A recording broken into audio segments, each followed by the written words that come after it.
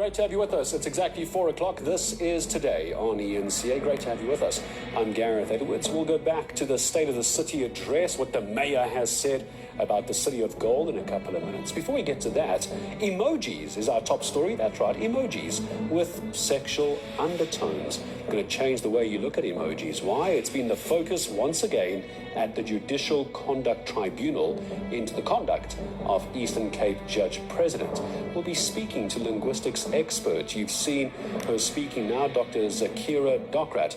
I'll hear from the good doctor in a few minutes from now.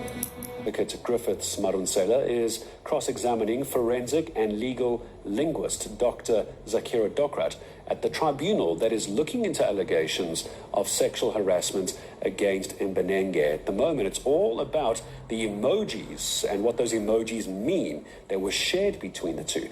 Marunsela suggests that Mango's use of laughter emojis, the laughing emojis, contradicts her claims of discomfort. I suggest to you that the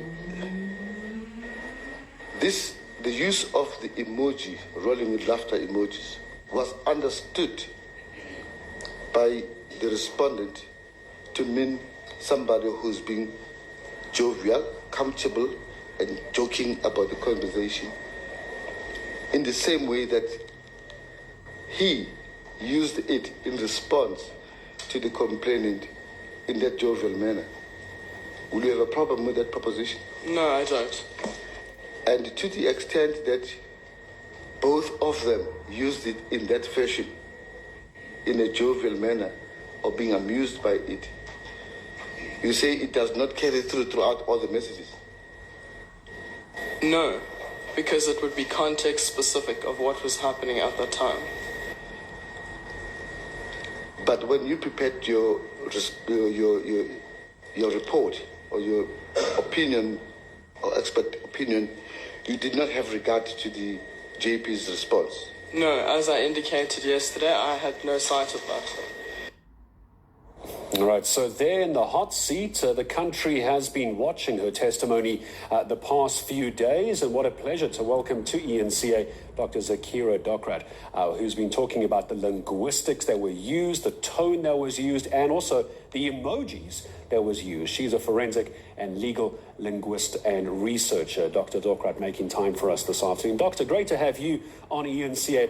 I must admit, having watched this, it is some of the most compelling television I have seen in a long time, because you're talking about something all of us have used, the emoji. How difficult is it to explain tone and intent with a little animated picture on our cell phones? It must be very difficult to try and explain that to someone, isn't it? Yes, good afternoon, Gareth. Thank you for having me on the show, and good afternoon to the viewers. It is extremely difficult, and that is why you need to possess a specific skill and expertise, Gareth, in order to understand the emojis within this specific context.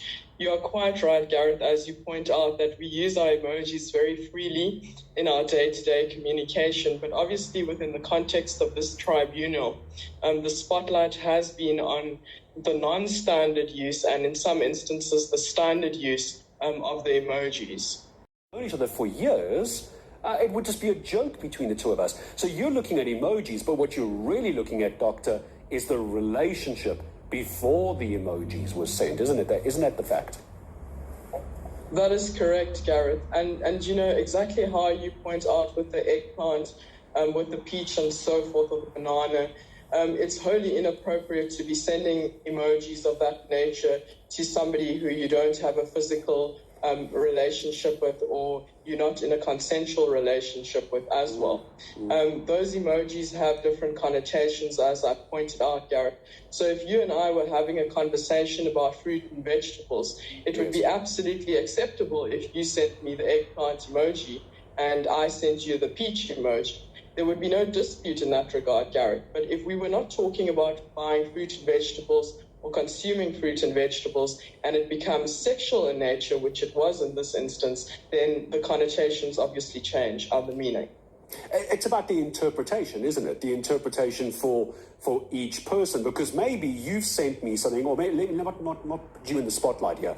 I've sent you something, Doctor, that I think is a laugh or it's a joke. I'm trying to diffuse a tense situation between you and I send you a peeled banana for no reason other than I think that Gareth thinks it's funny because I have a wicked sense of humor. You're having a bad day. You think I'm now hitting on you. I mean, that's how quickly this can spiral out of control. That is exactly it. It can spiral out of control, Gareth, and that is why we need to take into account context. I've repeated myself over the last few days of giving evidence to ensure that point has come across very clearly, that context is key when interpreting these emojis. They cannot be interpreted in isolation, Gareth, because then the meaning completely changes.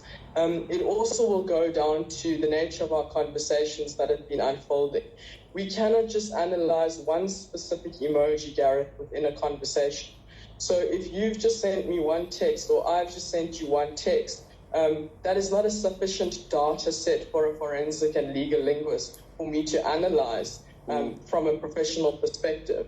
I would need a specific set of text messages that are significant in order to establish the nature of the relationship and the context in which the communication took place, Gareth. Isn't it interesting that you're an expert in something that years ago would have been quite innocent? A peach, a syringe, a brinjal that was created, but now society just accepts that as something that is sexual. I'm wondering, Doctor, do we all just accept the brinjal, the eggplant, the syringe as something sexual these days? Must Gareth be very careful what he sends his boss? I think I'm being funny. But maybe my boss doesn't think it's being so funny. Must I just avoid those emojis, Doctor? I'm just maybe looking for some advice for viewers at home. Must we just steer clear of peeled bananas? Yes, look, Gareth, I think that we've become, we've become very, in a sense, I don't want to use the wrong word in this context and mislead viewers at all. Everybody's told me that they're no longer going to be using the emojis when they communicate with me. But look, emojis are fantastic, Gareth. Let's be honest. They convey our true emotions and our feelings. And I often feel that when I'm writing a text message, if I haven't placed an emoji, depending on who I'm obviously communicating with, the recipient might think I'm rude or I'm coming across in a curt manner. So it also softens it and, it gives it a nice touch in a sense.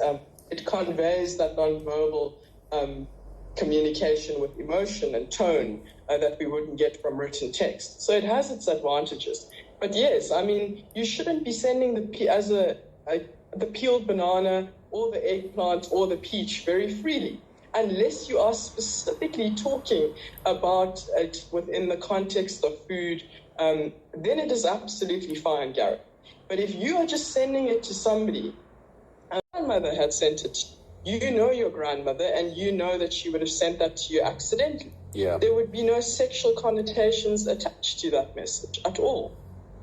Incredible. Gone are the days where we're actually just talking about a peach and an actual peeled banana and an eggplant and a syringe. My, how the world has changed. Doctor, thank you very, very much. The country has enjoyed listening to how she's explained the emoji. We've all got them.